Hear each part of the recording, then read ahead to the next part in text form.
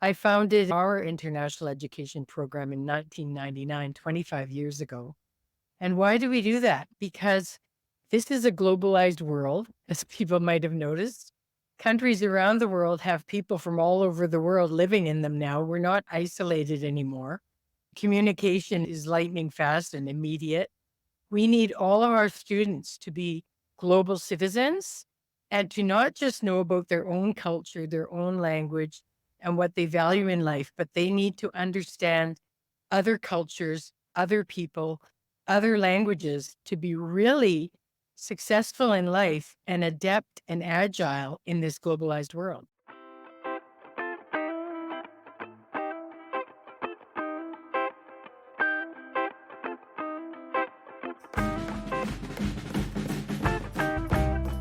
I've said this before, but it warrants reiterating even after today's episode is that Canadian leaders demonstrate such a strong desire to remain connected to pedagogy and the classroom practices, even as they serve larger communities where it's difficult to do. And today's guest, Patricia Gartland, is a veteran educator who is continuing, as you'll hear in this conversation, to be intrigued by the possibility and potential of things like generative AI. And that, I think it's just a really important tenet to have as a leader, that you're curious and interested, and that curiosity comes through in our conversation today.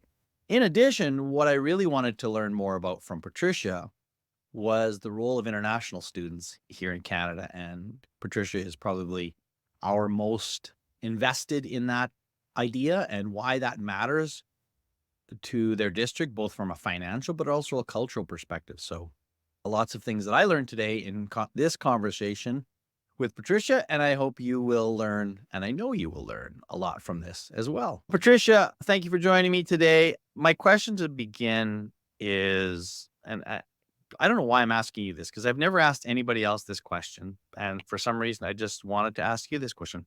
What motivates you every day? And when I ask that question, I know it's easy to say kids, and that is obviously part of the answer, but I'm wondering if you can be even more specific around that one. And it could be, I'm prompting you a little bit here, it could be a specific story that you've just heard recently about something powerful that's happened in your district, or something that motivates you that says, that's why we do the work. And yes, and I can keep going. So I'll let you answer that however you like. Nice to see you, Dean, and thank you for inviting me to this podcast. I'm delighted to be here.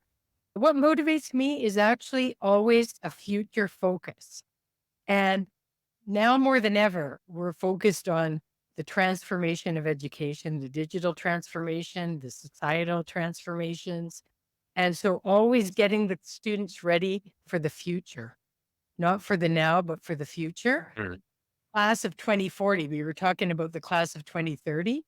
I think it's more appropriate to talk about the class of 2040 now, and generative AI, and then the high performing systems of tomorrow group, of which British Columbia is a part of that group that includes other countries such as Australia, the UK, Germany, Estonia, Finland, Singapore, and looking at what we need to do to address the many issues in the future and now, and to ensure, as the OECD says, that there is human flourishing and that students thrive. Yeah.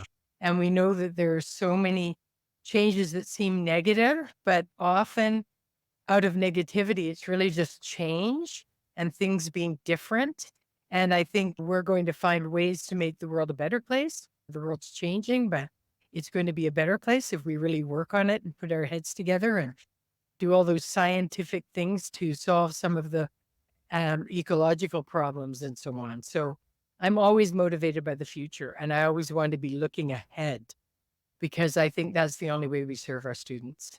And I appreciate that answer from a couple of perspectives. One is I I I think it's critical that educators of anyway else have an optimistic outlook on life. Because listen, it's not hard. We could both sit here and talk about all of the bad things that can and will happen. They will, and they can happen. But that's not a very good posture to be as a leader. So I appreciate it from that perspective. The other thing that I've come to realize a little bit more perhaps than I had in the past, and it was actually one of my earlier episodes with Steve Gallagher, who's the executive regional director in Halifax, talking about, and I think we're talking about similar size districts in Halifax and Coquitlam, is that your role in particular cannot be a role that worries or spends a lot of time on what's happening right now. To your point, it has to be like, I am in charge of knowing where we're going to be in 5 or 10 years. And so the thinking and the work that I do is about that. You've got all kinds of great people in your district, I know, that can handle the day to day. They're the ones that are making sure that those things happen. And I'm not saying you're not part of that conversation, but you've just illuminated the idea that the role of that leader is visionary, and it's no, I have to think about 5 years from now. That's really my job. So when you think about 5 years from now or 10 and some of those numbers, maybe give me a sense of what's in your mind in terms of what things might and could look like that might be different from the way they are right now. We always have a 5-year strategic plan, and ours is till 2025 right now. And so then we're going to be working on our new one. But of course, we've got to talk about generative AI.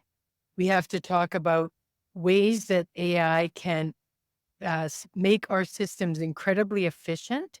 So getting rid of the day-to-day drudgery of that kind of bureaucracy, especially on the business side, and just student data and everything else. And then supporting teaching and learning. I think AI is supposed to be able to personalize learning in a really one-on-one way that we've never seen before. And we have to be cognizant of the dangers around data and cybersecurity and everything else. But I see so many great opportunities in artificial intelligence and its potential to allow us to focus on what's important, to help every child to really achieve their full potential and not just focus on like master the 3 R's, but focus on other skills that can really lead to tremendous success in life. Because as we know, careers and opportunities are completely different from what they were even 10 Right. years ago. Children who Yeah. want to be YouTubers, it's not a unrealistic idea. Now we're beyond YouTubers. Yeah, that's right. And again, I appreciate that. And again, I'm excited about the work that you, the district, and really all of British Columbia primarily. We're about to launch some really exciting work with you and your team and others around that generative AI. And I think we're really leaning in on that kind of mindset that you have around like how might this change the narrative and continue to push forward what we know is good for kids. So that's exciting. When I first got to know you, Patricia, a little bit, I was a little bit naive to the impact of the international students that are part of not just Coquitlam, but so many districts, particularly in the Metro Van area. But as I'm discovering, it is a Canadian um, element to education that I don't know that everybody completely understands. So maybe to start with, can you give me a high level understanding of why international students are an important part of our Canadian school system and even, I don't know, some of the evolution of that from when that first began to where you are now? Thank you for asking me about one of my favorite topics. I founded as our international education program in 1999, 25 years ago. And why do we do that? Because this is a globalized world, as people might have noticed. Countries around the world have people from all over the world living in them now. We're not isolated anymore. Communication is lightning fast and immediate. We need all of our students to be global citizens and to not just know about their own culture, their own language, and what they value in life, but they need to understand other cultures, other people, other languages to be really successful in life and adept and agile in this globalized world. I was a student of languages way before that was popular. And of course, studied German, Italian, French, Spanish, every language you could study at that time, and took my degree in all that. And we still study languages, even though AI can speak perfectly and move the lips perfectly and so on. We need children to have these skills and not just know about the world, but be wanting to know about the world and interested in the world. And that's a Yeah. big part of the problem. And no interest in wanting, I don't want to know. I've got a great life. Canada is such a great place to live. Who needs to know about anyone else? Take an interest in anything else? Curiosity. But we talk about anti-racism. Racism is about wanting to know about other people's cultures and experiences And the more profound that understanding, the more likely we are not to have prejudices, but rather be enriched and see how the world is enriched by that. So that's the way to address that. So international students, yes, we make money in terms of the fees that we require from international students, and these fees benefit all students. But the students themselves benefit personally as well as benefiting our entire student body because the students from overseas are very motivated. They're often from countries where they don't have the opportunities we have, and they understand how important the opportunities we have in Canada are. They appreciate Canada. They love Canada. And when they return to their home countries, they become lifelong friends of Canada. And they also are good role models for our students. And we have many students who are traveling more because they're visiting the friends they made in the classroom through the international student programs. But I'll be attending a national dialogue in Ottawa next week on charting a path forward for sustainable and responsible international education. And we're really going to be looking at the importance of the well-being of the students and the ethical and sustainable approaches in terms, especially of post-secondary, but K to 12, it's not as big an issue because we take very good care of our international students. But I love that posture of curiosity. I think that is such and I don't think people actually appreciate how important curiosity is, not just to individual well-being, but societal, right? To your point. And I always heard somebody that has a great sort of synopsis of what education be. It's about to learn and be curious about yourself, to learn and be curious about others, and to learn and be curious about the world. And what you're doing, Patricia, is enabling that. I wonder if just to stay on this a little bit longer,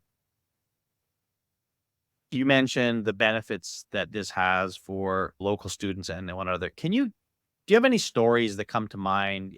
Like you mentioned, kids often maybe will travel and visit one another, but I wonder if there's another story that comes to mind over the years you've had this, where you really can demonstrably point to the impact of having an international community of students together and what they do and learn and have benefit from one another. Of course, years ago, when I started the program, there was a culture of, oh, you don't want to get good marks. It's not cool. And since the program started, that's completely different. Students want to get top marks.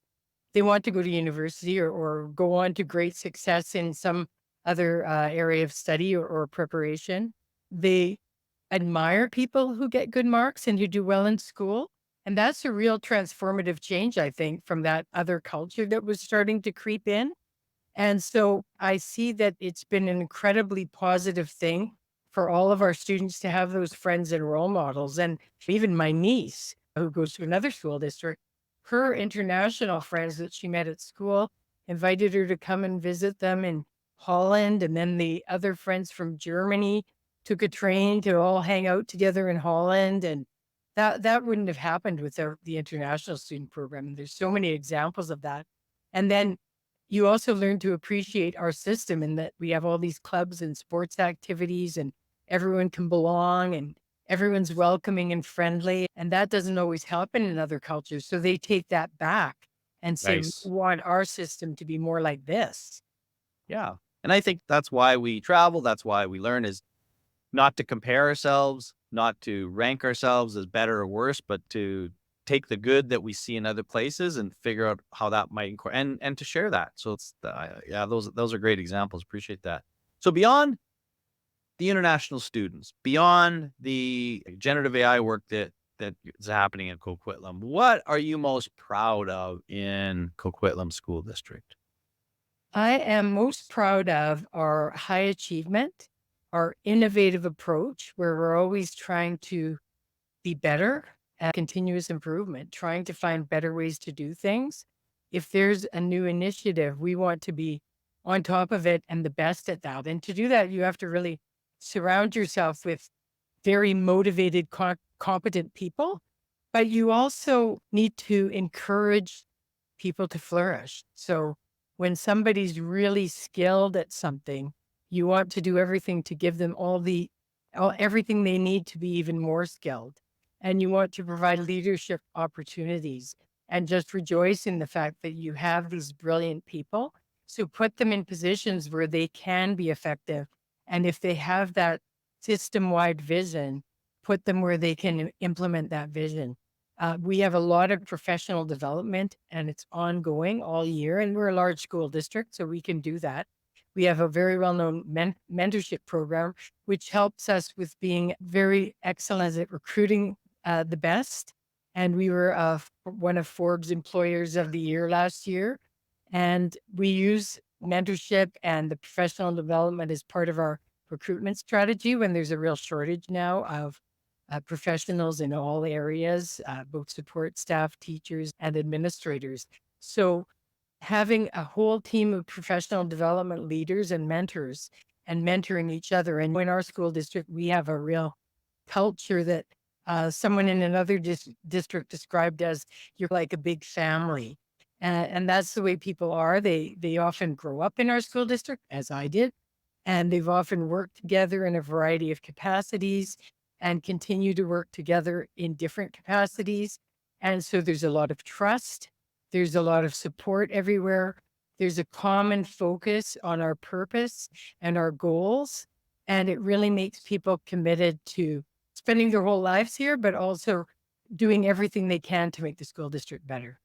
What a testament that is. And again, I can attest to many of the things you said, having spent quite a bit of time in your school district. There's definitely a collegiality amongst staff that's very visceral. That's something you really experience. So I know that you speak truth. Sure. If I were to give you, Patricia, the ability that tomorrow you are now the Minister of Education for British Columbia, and you get to spend a day, a week in there, and you can enact any change you want right away, and that's what people are going to experience. What would you do right now today if you could have that magic wand to change education for the better today? Without being repetitive, I think artificial intelligence is going to require a lot of funding as well as cybersecurity. And I would just want all the funding possible or just instantaneous implementation of the perfect model using artificial intelligence to support efficiencies in our systems and make teaching and learning easier for the staff because our staff is just being burdened with more and more requirements as society.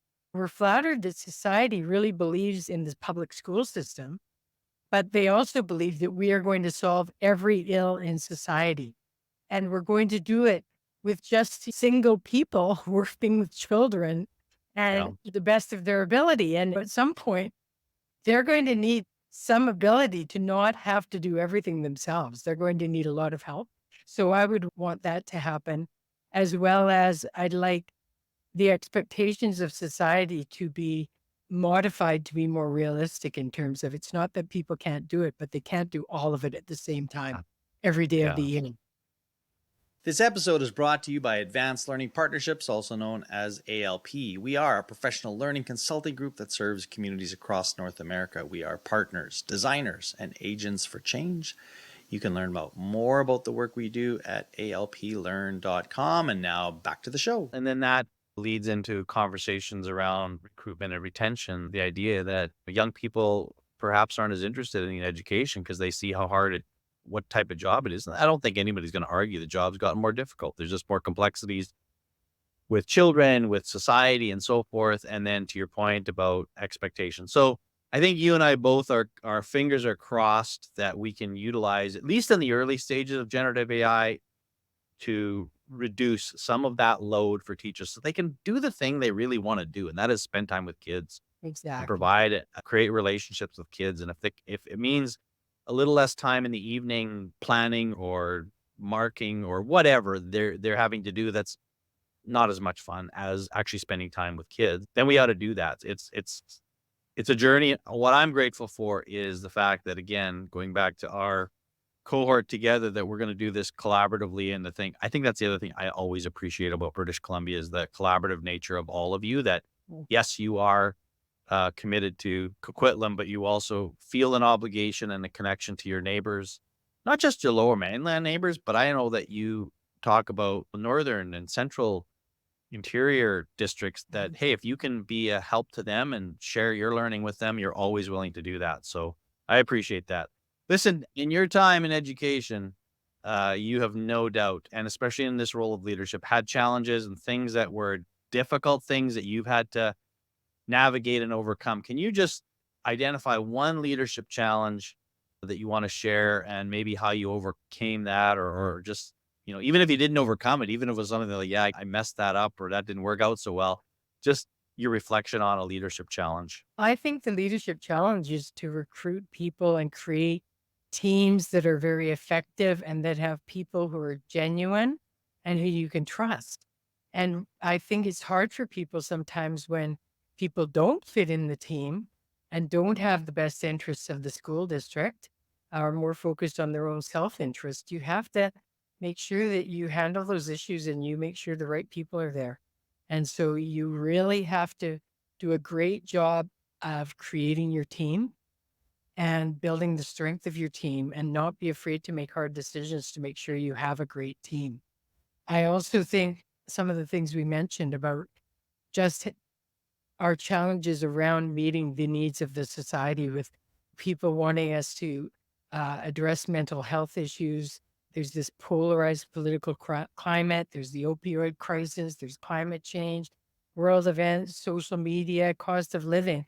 We have to keep people feeling happy and motivated and help them to get balance in their lives. You talked about marking and lesson planning. And I know that educators are people who want to help and to help other people and their people, and they get stressed out thinking they need to do all of this. So you really have to know how to prioritize and focus on what's important, because if you don't take care of yourself, you won't be able to help anybody else.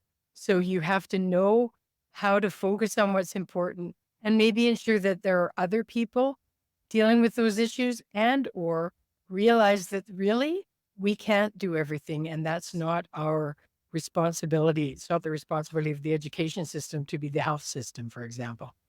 We have to know how to prioritize and focus on what's important and support each other so that when you come to work every day, you know you're with friends.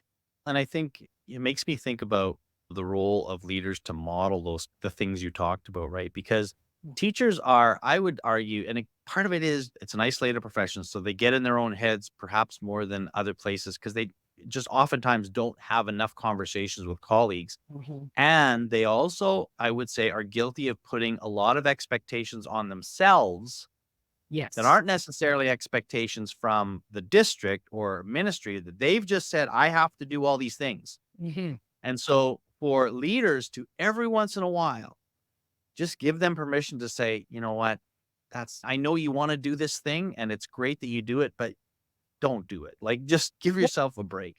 And I think the other thing that I love it when I see leaders who don't brag about how many hours they spend at the office. They don't talk about, "Oh, I work so hard," and because that subliminally sends a message to everybody that you need to do that too. You need to be here till 9 o'clock every night. And it's like, no, you do not. Well, You do not. And so when a leader says at every once in a while, it's 4 o'clock, I'm going to spend time doing a thing for me. I think that sends such a powerful message. So I don't know if you have any thoughts on how you model those kinds of things because you're speaking about really important ideas. yeah, you're talking to the right person because I have a team who wants to come in early and stay late, and I don't do that. I Good like for you. working on my phone. I can do everything simultaneously because I don't have to sit down at my computer. And I'm always saying, take your vacation. They're like, no, I just need to come in to do this. I'm like, do not come in. They're like, no, I have to. And then the worst was in the pandemic when people were working from home and my leadership team said, Patty, please don't make us stay home. And I'm like, you've got to be kidding me. They wanted to be in the office together because it's that teamwork. Sure. Because they work better together. It's their social life. They solve things together. They do the work together and they don't want to be at home doing work. But I say, go home and have a vacation. So I'm Yeah. always working on them that way. And I'm always trying to be a positive role model. It's like reverse psychology. Maybe because I'm always telling them to relax, they work harder. That's not your intent. But I'm That's good. working on it Yeah. all the time, and they'll tell you I'm a really good role model for that. I take all my vacation days. Oh, and listen, I tell everybody, like, I assume everyone works harder than I do. I don't want to be known as I wanna be known as somebody who is, conscientious and does a good job with the time they have, but I am also not one that wants to be seen in any way as a workaholic because 'cause I'm not. Well, This time of yeah. year is great. The sun is out till 9:30, 10 o'clock. On most days at 5 o'clock, I'll be on the golf course. That's where I'll be. I'm taking advantage of this time of the year to do those things, and I say that knowing that it's hard for teachers because we do, back to what we've said before, they are asked to do so many things that I know they might be listening to this and say, "Easier for you guys to say," and listen, I Right. appreciate that. Right.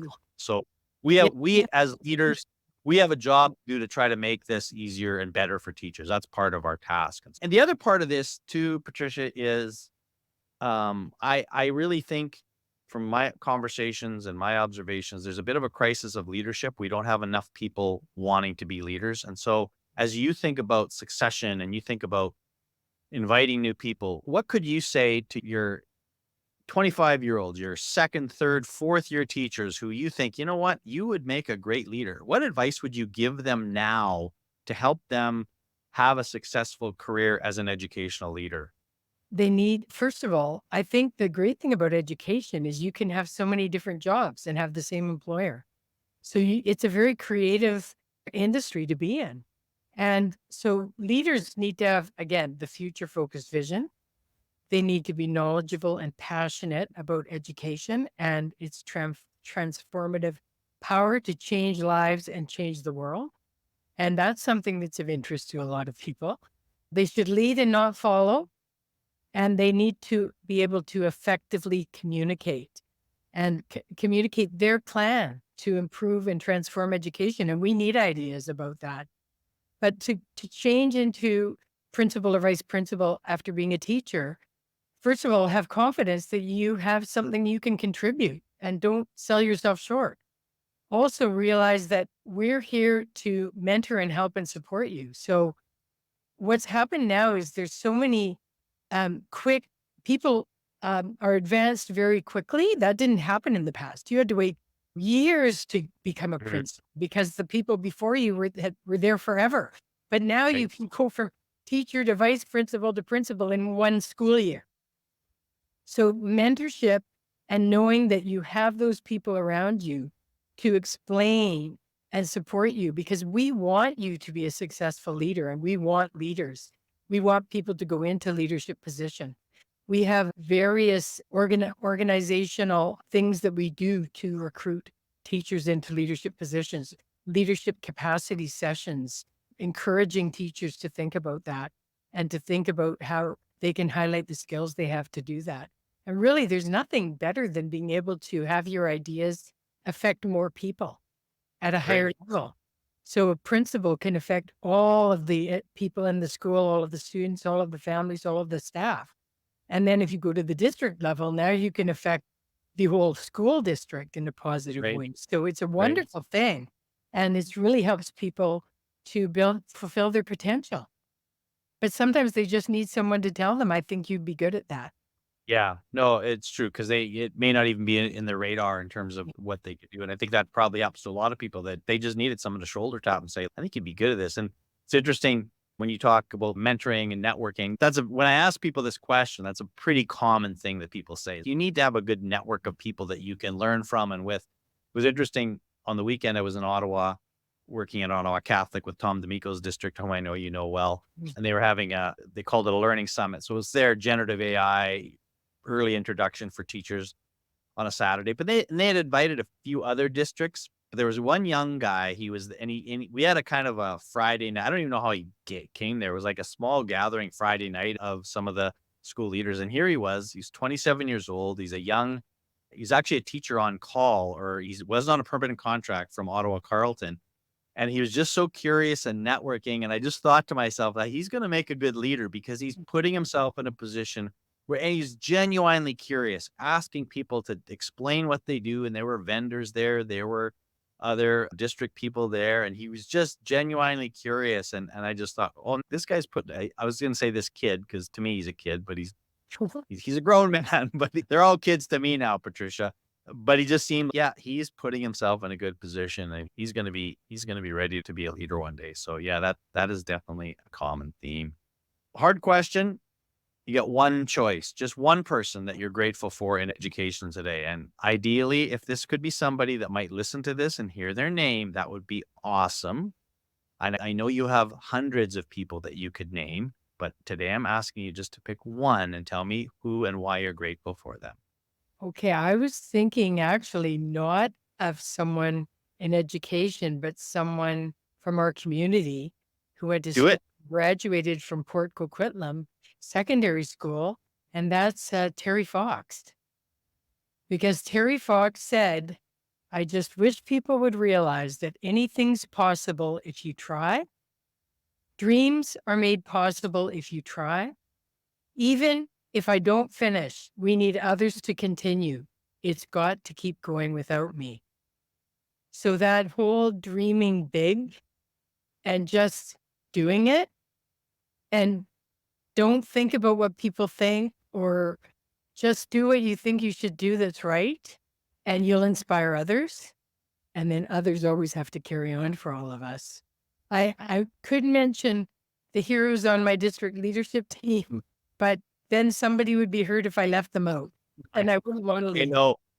I understand why it's a difficult question. I'm always interested in how people skirt that because I know that's always top of mind is I got so many people, who do I pick? I would say you deftly navigated that question.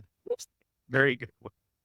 Oh, All right, let's wrap up here. I always end with these three questions. The first one is, what are you reading and or listening to today that you're learning about? well, I'm reading about AI, the Australian AI framework, the OECD framework, the UNESCO AI in education, our own provincial framework for that, things like the EU AI Act and so on.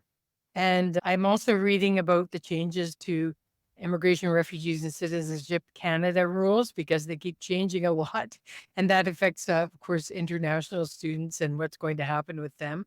So I'm just spend a lot of time reading articles and information so that I'm really up to speed on what all the issues are, and that I'm current and that I'm knowledgeable in the Well, and key those, areas, right? yeah, and I think it's something comes out every day. You gotta be on top of that. So Exactly. a good newsletter or something like that where you've got other people helping to curate some of this stuff because it's never ending.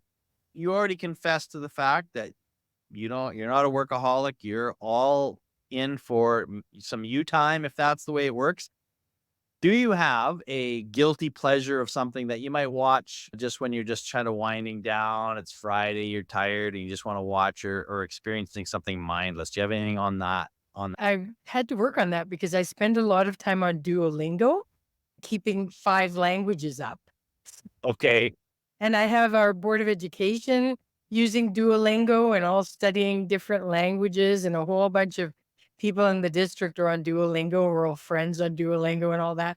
But if I watch TV, a guilty pleasure would be a British spy show called Alex Rider. I don't know if you've heard it. It's on BritBox. I wouldn't, but I guarantee you my wife would. So I can run that by her. She's all of BritBox has them all. I've been to Coquitlam a number of times and Steven has taken me a place or two. But if you were to, next time I come visit and you want to take me someplace interesting or maybe a hidden gem, a little bit out of the way, where might you take me or recommend others to spend a little time exploring or visiting in Coquitlam?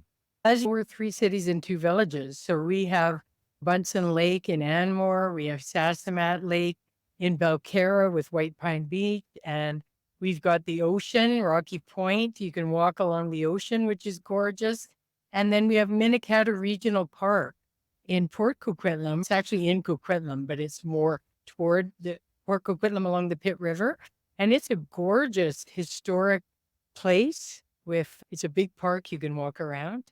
So there's so many beautiful places here with all of our rivers, streams, lakes, ocean, and mountains that we'd love to show you around more anytime you want to come, Dean. I know. It would Well, be lovely to see you.